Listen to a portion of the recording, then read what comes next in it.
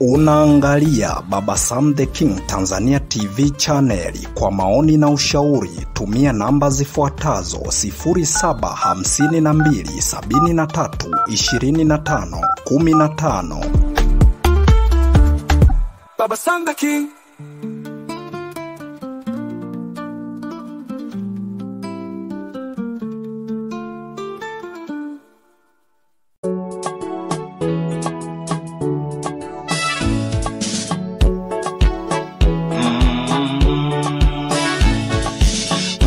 Kike ni mtoto, mtoto wa kike ni mtoto, usimnyanyase, usimbague, usimnyanyase, usimbague. Mtoto wa kiume ni mtoto,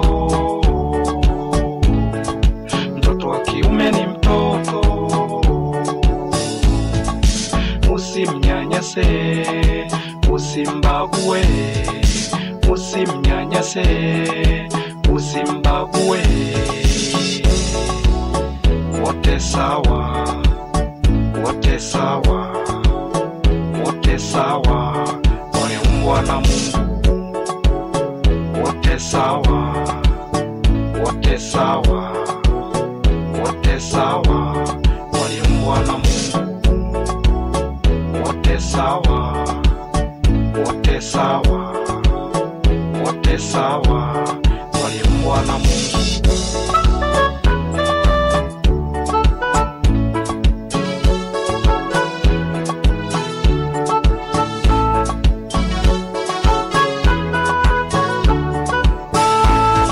Ahlan wa sahlan wa marhaban bikum, mpenzi msikilizaji wa simulizi za sauti. Karibu tena katika simulizi zetu za sauti ambazo umezoea kuzipata hapa. Na hii simulizi inaitwa Mtoto wa Kike ni Mtoto, sehemu ya 7. Sehemu ya 6 tulipoishia tulimuona kijana huyu wa kuitwa Mrope amekutana moja kwa moja na Eris na akaamua kumwambia ingie kwenye gari, na hatimaye aliingia kwenye gari na hatimaye akaanza kuendesha gari na kuondoka. Lakini tukaja tukamuona Edina akiwa analalamika kuhusiana na watu ambao wanajaribu kumtongoza katika guest ya baba yake. Watu wengi wanakuja wanamtongoza, wanamtaka kimapenzi. Akawa hahitaji vitu kama hivyo.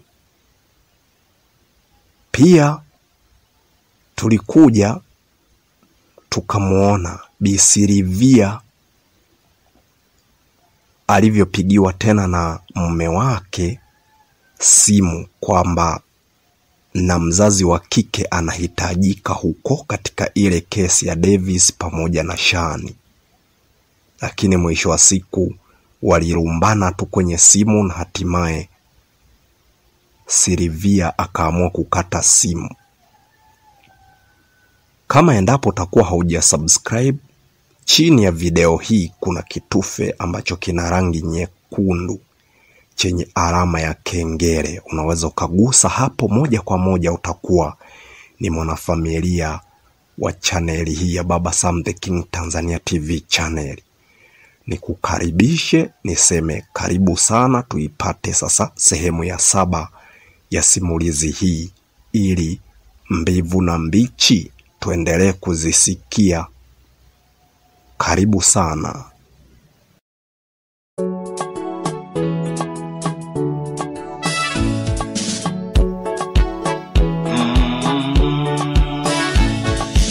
Mtoto wa kike ni mtoto, mtoto wa kike ni mtoto, usimnyanyase, usimbague, usimnyanyase, usimbague. Mtoto wa kiume ni mtoto, mtoto wa kiume ni mtoto, usimnyanyase, usimbague, usimnyanyase, usimbague. Wote sawa, wote sawa, wote sawa, waliumbwa na Mungu. Wote sawa, wote sawa, wote sawa, waliumbwa na Mungu. Wote sawa, wote sawa, wote sawa, waliumbwa na Mungu.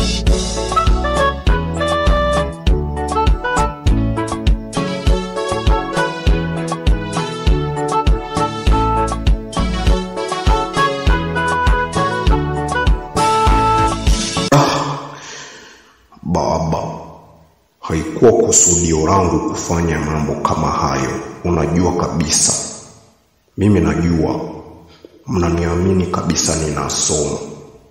Sasa kama unasoma, kilichokuambia kufanya jambo kama hili kilikuwa ni kitu gani? Sikiliza mwalimu mkuu, ninajua nimetenda sana kosa, lakini mnaweza mkaniachia na mimi kidogo nikawa huru. We, unamwambiaje mwalimu wako wakuachie tu uwe huru? Ni mwalimu yupi ambaye atakayeweza kukuachia uwe huru kiasara? Unaona hili kosa ambalo umelifanya lilikuwa la maana. Sasa sikiliza mzee, ngoja kwanza nikwambie.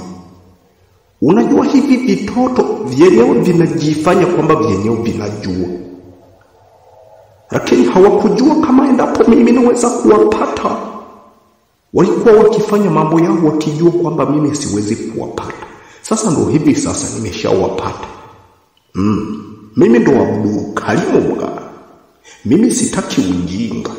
Manake unapoleta ujinga kwangu, usifikirie kwamba eti hautaonekana. Lazima tu wewe watakukamata tu kwa namna yoyote.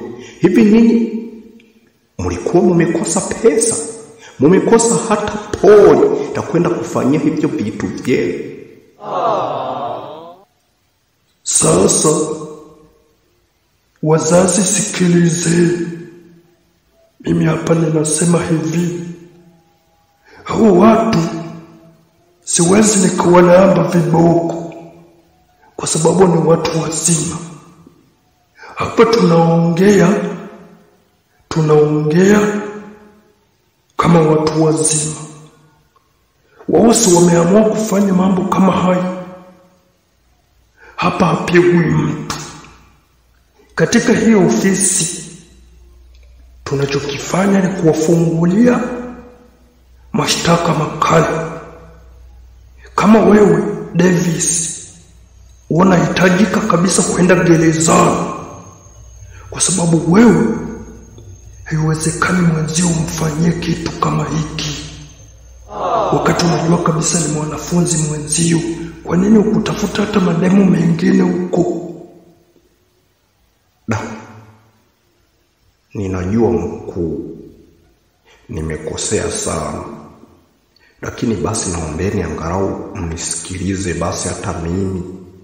Wewe, nani atakaye kusikiliza? Nitakusikiliza kwa lipi wakati mimi hapa nimewakamata kabisa? Nitawasikilizeni. Ni bora hata Yashani ameamua kujinyamazia kimya. Mzee, kwa hiyo huyo mke wako anakuja au haji? Tujue moja, kama endapo umekaidi kumuleta, tujue nini cha kufanya. Aise, sikilizeni. Mimi huyu mke wangu mimi hapa nimemwacha. Umeona? Na nilijua kabisa moja kwa moja atakuja. Ulimwachaje?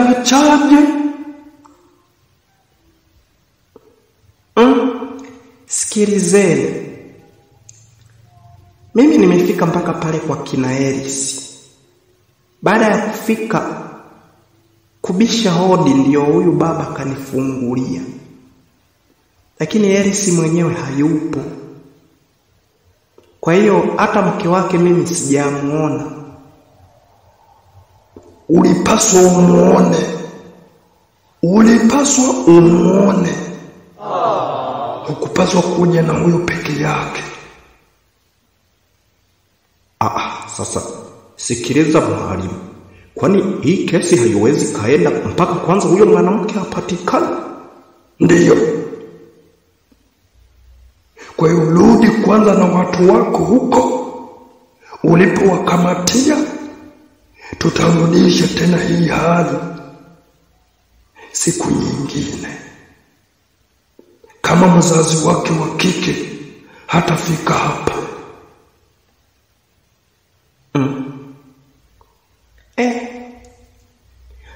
Jamani, mimi acheni niende zangu kazini sasa, kama endapo kesi itakuwa haiendelee. Mimi nimetoka gesti kule, ninakuja na kazi nyingi sana za bosi kule. Nimeamua kuziacha na kuja ili niweze kufuatilia hiki kitu.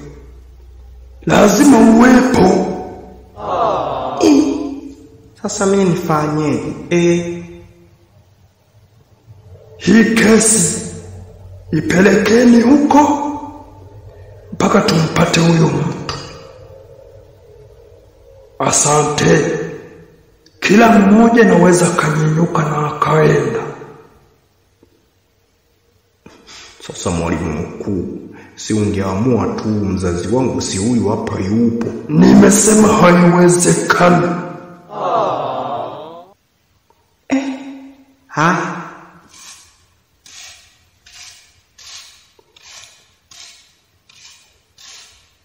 Sasa hao watu nao wanafanya vitu vya ajabu, yani wanatufanya sisi tena tuje tena huku.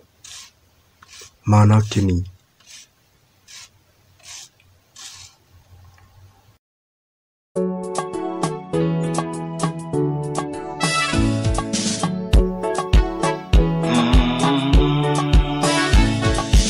mtoto wa kike ni mtoto.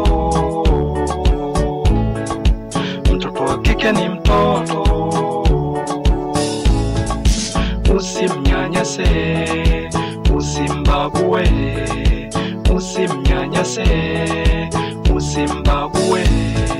Mtoto wa kiume ni mtoto. Mtoto wa kiume ni mtoto. Usimnyanyase, usimbague. Usimnyanyase, usimbague. Wote sawa, wote sawa, wote sawa, waliumbwa na Mungu. Wote sawa, wote sawa, wote sawa, waliumbwa na Mungu. Wote sawa, wote sawa, wote sawa, waliumbwa na Mungu.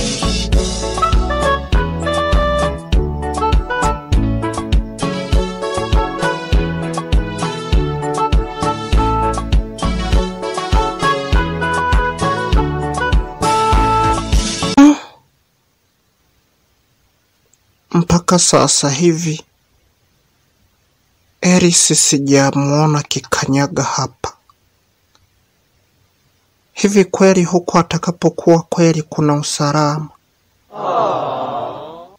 Au ndo atakuwa ametekwa? Maana sio wa kuondoka binti yangu alafu akaacha kuwa ananipa michapo ambayo inaendelea huko. Kuna nini hapa kati? Au nijaribu kumpigia simu ili niweze kusikia ni kitu gani ambacho kinaendelea huko.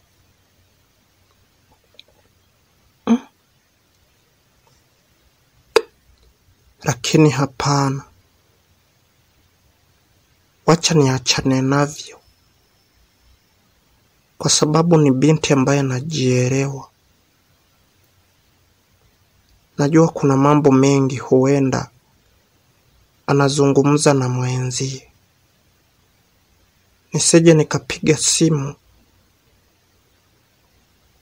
alafu nikaja nikavuruga.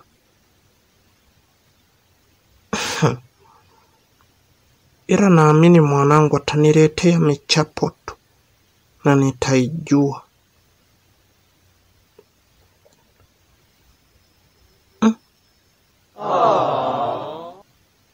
Simu tena imeanza kuita, kuna nini?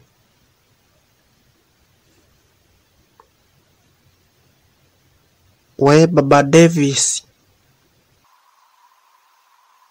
Yaru mke wangu.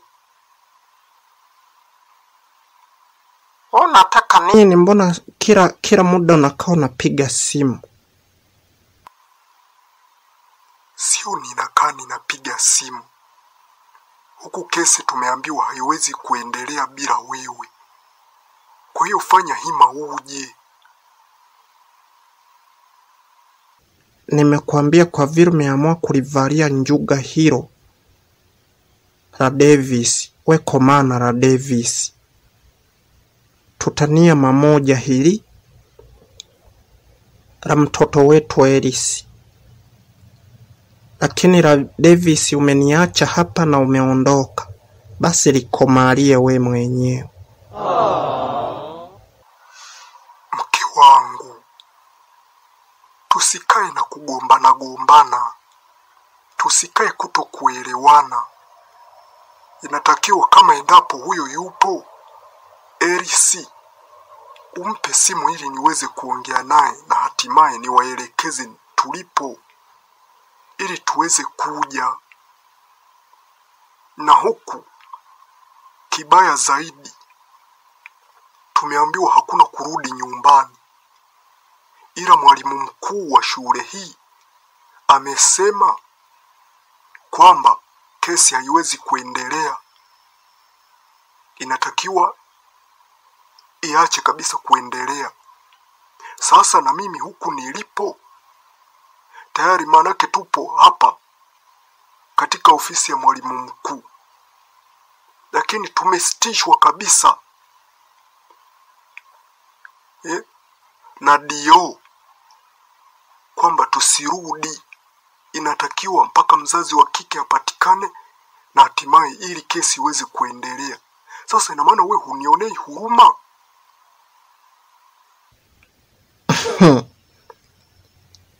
Nikuonee huruma au we mwenyewe ndo haukujionea huruma? Kwani aliyokupeleka ni nani? Sasa hapo ndo tunapokaaga tunakugombana. We mtu niko na kuambia vitu vya ukweli, alafu we unaanza. Na tutaendelea kugombana mwaka huu. Kwani unafikiria yameisha? Bado. Kweli simamie hilo la Davis, mimi sijui. Kiniambia mambo ya Elisi tutakuwa pamoja. Ni kukata simu tu.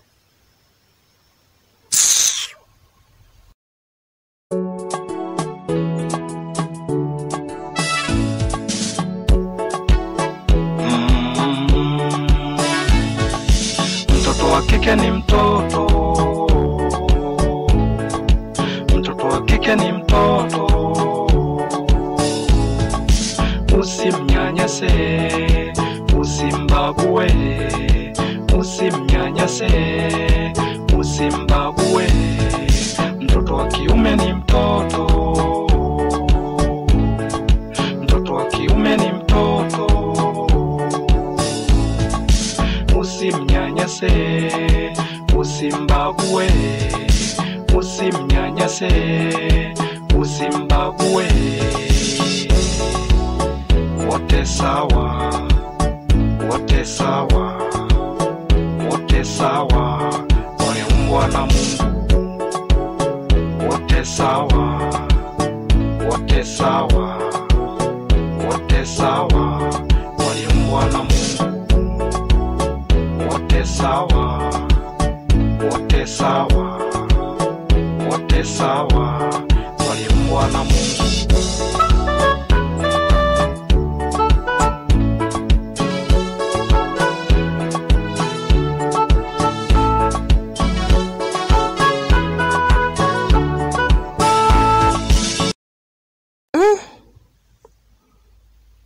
Kwa hiyo mbwa ndio wanakaa katika hilo banda ambalo naloliona hapo. Mbwa humo ndipo ambapo wanapokaa. Kwa hiyo ndio maana nikakwambia kipenzi changu, usiogope. Usiogope. Sasa tuanze kutembea, tuende mpaka ndani sasa.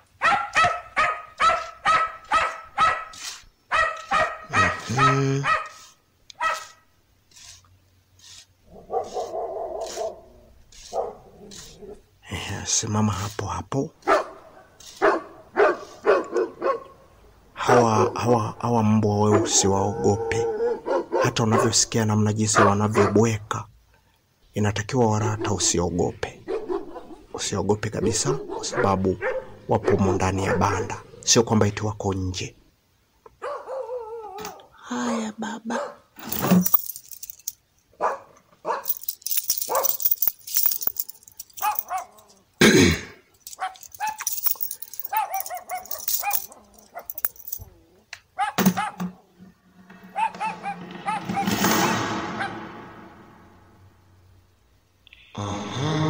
Sasa tunaanza tukaingia ndani.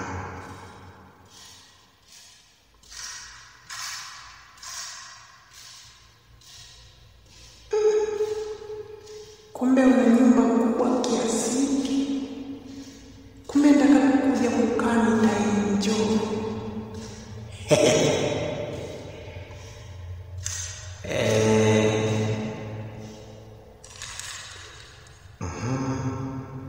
Kaa hapo kwenye kochi hapo.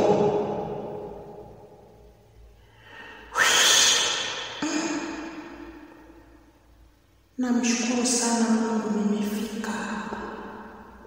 Nilikuwa naogopa kutoka nje kwenye gari. Mambo yanavyobweka hivi. Ulikuwa unaogopa bure. Hawezi kufanya chochote. Sasa mpenzi wangu,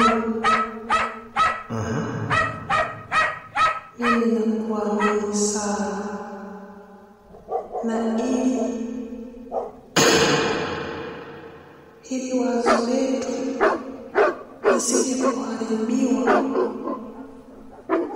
Unaonaje kama kitu ujauzito? Ili mzee ashinde namna ya kuweza kuvuruga kabisa hiki kitu tunachokiendeleza.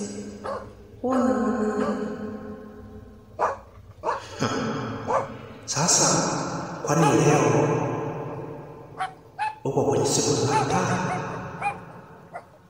Hapana, lakini najaribu kushirikisha ili nitakapoingia kwenye siku zangu nikiona hamu nyingi, basi nikupigie simu tukutane sehemu ili tuweze kufanya mambo yetu, nyumba iingie.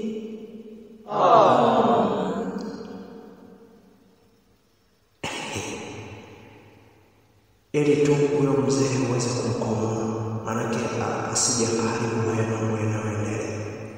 Ni kuahidi tu, hawezi kuharibu. Wacha msingi, jiamini. Uko na mimi, na mimi ndio mdope.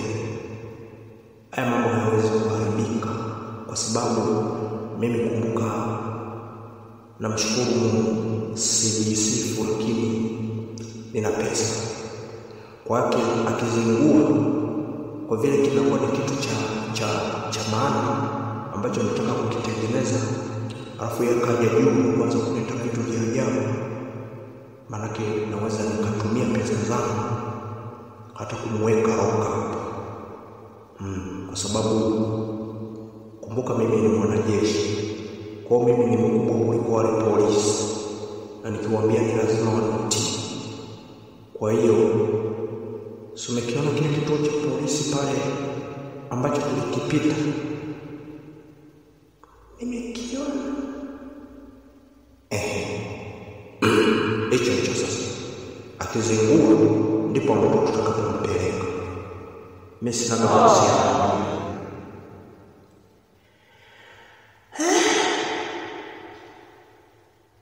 Sawa. Lakini ndo natoka huko kabisa bila hata kunipatia. Na mimi kidogo nijue penzi linafanana. Usiharakie mambo Elise. Usiharakie mambo. Mimi sitaki kufanyia mapenzi kwa sasa. Hapana. Lakini ninahitaji tu tuweze kuendelea kuheshimiana kama mchumba na mchumba. Mimi sijakuchukua kama jinsi nilivyokuambia, sijakuchukua kwa ajili ya kuweka starehe. Nimekuchukua kwa ajili ya kuishi, na nimekuchukua nikuoe ili uje kuishi na mimi Mrope. Sijakuchukua kwa ajili ya starehe. Kama ni hizo starehe nitazipata.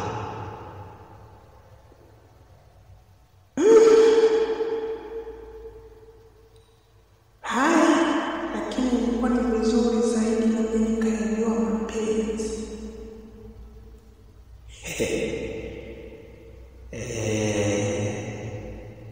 Kwani lini mwisho wa kufanya mapenzi? Mwisho wangu shule ya msingi. Shule ya msingi. Na huyo kaka ndiye ambaye alinitolea bikira yangu. Uliyasikia yalikuwa matamu au yalikuwa yanamwaga? Yalikuwa matamu. Nataka nikumbushie muda mrefu. Hivi kweli ukifika kileleni wewe utaruka kama ndege?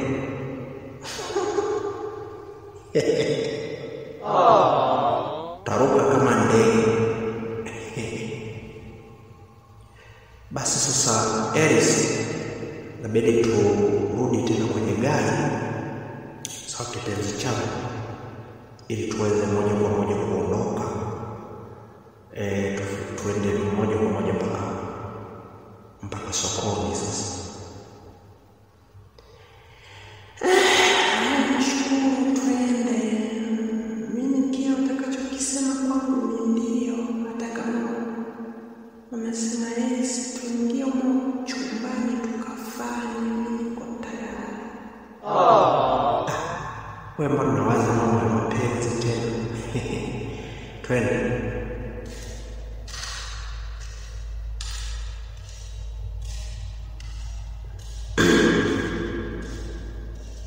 Siwaze mambo ya mapenzi.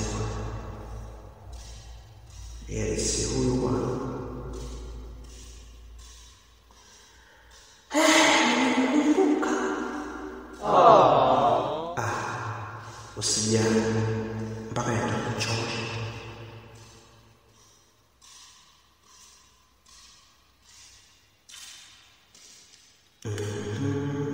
Hapa swali kacha bila kufunga hapa.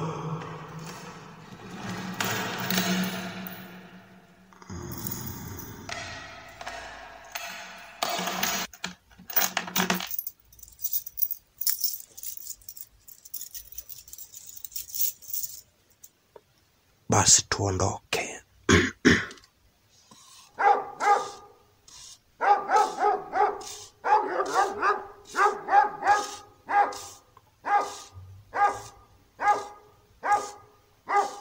Okay, ingia kwenye gari hapo.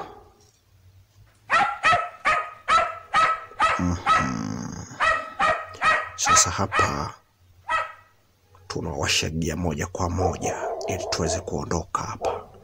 Tuelekee sokoni. Sasa niende nikakununulie viwaro vya kweli. Kuna gambambamba hapa. Twende. Kanyagagia namna hii.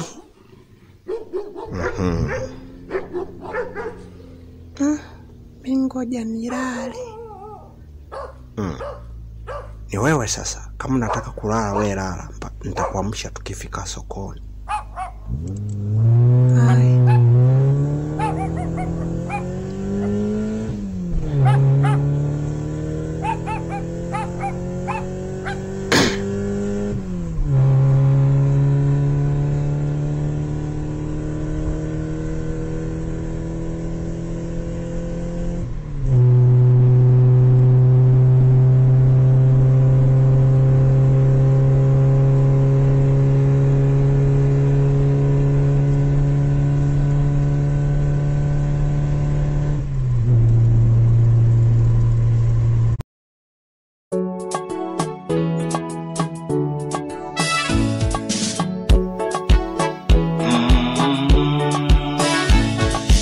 Mtoto wa kike ni mtoto, mtoto wa kike ni mtoto. Usimnyanyase, usimbague, usimnyanyase, usimbague. Mtoto wa kiume ni mtoto, mtoto wa kiume ni mtoto. Usimnyanyase, usimbague, usimnyanyase, usimbague. Wote sawa, wote sawa, wote sawa, waliumbwa na Mungu. Wote sawa, wote sawa, wote sawa, waliumbwa na Mungu. Wote sawa, wote sawa, wote sawa, waliumbwa na Mungu.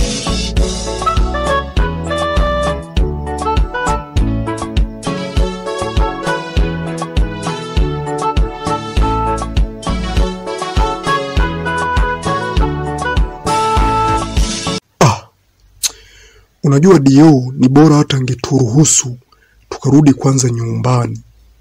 Umesikia binti yangu? Ningerudi mimi moja kwa moja nyumbani. Na halafu moja kwa moja hapo ndo ningepata namna jinsi ya kwenda kumchukua mama Eris. Lakini hivi naona kama vile tunatesana tu. Baba, hapa hakuna namna. Kwa vile wametaka wao, basi tuendelee kukaa. Lakini sema tu, mimi mwisho wa siku ataniharibia kazi. Kwa siku ya 4 hii, sijarudi kazini. Mzee Msukuma atanielewaje? Satajua huenda nimeacha kazi. Afa amempelekapo mtoto wake Edina. Kanipigia simu jana na kuanza kuniambia eti Edina eti wanaume wanamsumbua. Hizo kazi zimezoea watu kama sisi, tunajua tujizuie vipi. Sasa yule hajazoea. Na inawezekana wanaweza hata wakamdhulumu. Sasa kweli bosi wako hata kukata mshahara? Atanikata mshahara wapi? Mimi nimeshamuelezea kila kitu ambacho kinaendelea. Sasa mimi nifanyeje? Niko kwenye ushahidi na siwezi nikakimbia hii kesi. Mwisho wa siku nisionekane mtu ambaye anaaminika. Kwa siwezi nikafanya hivyo, ndio maana nipo. Mwanangu, hapa tumeyakanyaga. Siku 4 haturudi nyumbani. Nikimpigia mke wangu nikaanza kumwambia kwamba anahitajika mzazi wa kike. Kwanza ina maana Eris atakuwa amemruhusu ametoka au? Ndio maana nikasema ningekuja na Eris alafu nyinyi mngekuja tena baadaye. Sasa kwa kweli babangu, inaniumiza kuacha kazi. Siku 4 zote niko huku. Pole mwanangu, usiumie, hii ni hali ya kawaida. Hapa hakuna namna ya kufanya. Lakini inaumiza. Kazi za watu. Sio anataka nikatwe mshahara. Mimi mwenyewe nimepamisi nyumbani. Au tuondoke? Baba, watasema tumetoroka. Sasa mimi nifanyeje? Tuvumilie tu babangu, tuvumilie.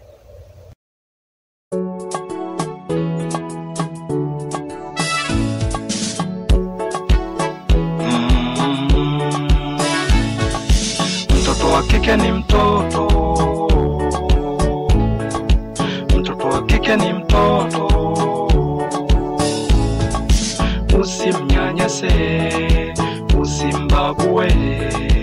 Usimnyanyase, usimbague. Mtoto wa kiume ni mtoto. Mtoto wa kiume ni mtoto. Usimnyanyase, usimbague. Usimnyanyase, usimbague. Wote sawa, wote sawa, wote sawa, waliumbwa na Mungu. Wote sawa, wote sawa, wote sawa, waliumbwa na Mungu. Wote sawa, wote sawa, wote sawa, waliumbwa na Mungu.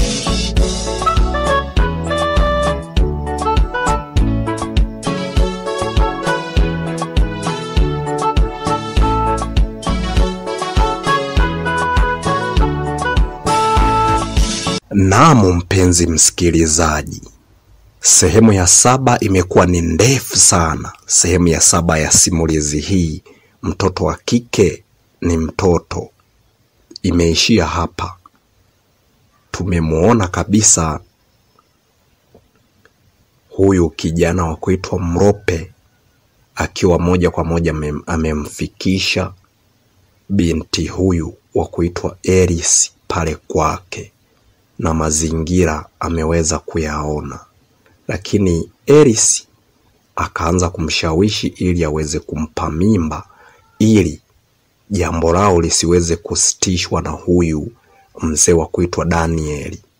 Lakini wamefikia mwafaka, wakasema kwamba inatakiwa waendelee kusubiri. Inaonekana Eris ni mtu ambaye anamshawasha sana na mapenzi, kwa sababu amesema kwamba aliwahi kufanya mapenzi akiwa shule ya msingi, ambapo ndo alipomsomesha mpaka wakamfikisha darasa la 7, wakaamua kumwachaniza. Kwa vile amemwamini huyu, ndiyo maana anaamua kumshirikisha kila kitu. Pia tumemuona Bi Silvia anaanza kulalamika kuhusiana na Eris haonekani, lakini simu inapigwa tena moja kwa moja. Yule mzee Daniel kaanza kuongea kwamba Dio amewakataza wasitoke eneo la shule na waendelee kuwepo. Kwa hiyo kesi inatakiwa ilindime. Haya, mzazi wa kike hayupo, na mzazi wa kike ni nani? Ndiyo huyu Bi Silvia, na ameshaachwa. Eris pale nyumbani hayupo, yupo kwa Mrope. Alafu huku anahitajika huyu Silvia.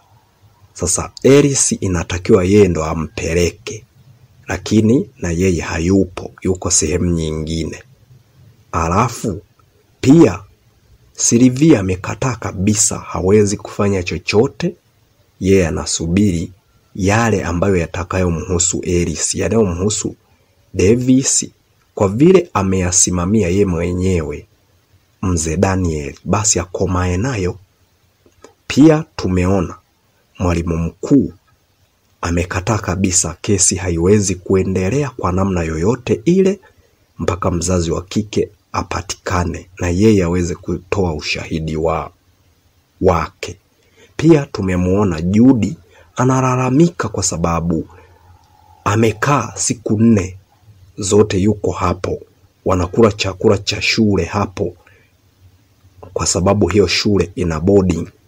Kwa hiyo anakula chakula cha shule hapo anachokipika, kwa sababu hawezi tena kurudi huku, kwa sababu Dio amekataza hakuna kurudi, na Dio anakuwa anatembelea hapo kila wakati, na amemkataza mwalimu mkuu asiweze kuwaruhusu wakaondoka kama kesi haitamalizika. Kama endapo utakuwa haujasubscribe channel yetu, hapa chini ya video hii kuna kitufe ambacho kina rangi nyekundu, pia kina alama ya kengele. Unaweza kugusa hapo moja kwa moja, utakuwa umefanya unyama sana. Sasa nisikuchoshe, kwa sababu hii simulizi sehemu ya 7 imekuwa ni ndefu sana. Kwa hiyo tutakutana tena sehemu ya 8 kujua mbivu na mbichi katika haya ambayo yanaendelea. Mimi ni Hasdi02 Baba Sam the King. Tukutane sehemu ya 8. Niseme kwa sasa niondoke, nikutakie wakati mwema. Alamsiki.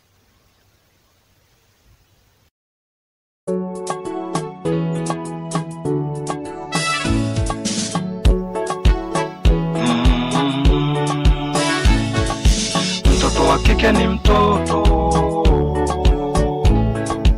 mtoto wa kike ni mtoto. Usimnyanyase, usimbague, usimnyanyase, usimbague. Mtoto wa kiume ni mtoto, mtoto wa kiume ni mtoto. Usimnyanyase, usimbague, usimnyanyase, usimbague. Wote sawa, wote sawa, wote sawa, waliumbwa na Mungu. Wote sawa, wote sawa, wote sawa, waliumbwa na Mungu. Wote sawa, wote sawa, wote sawa, waliumbwa na Mungu.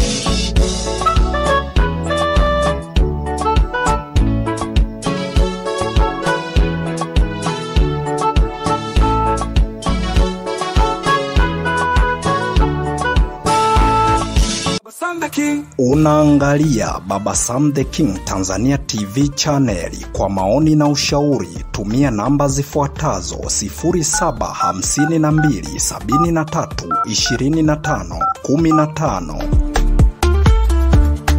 Baba Sam the King.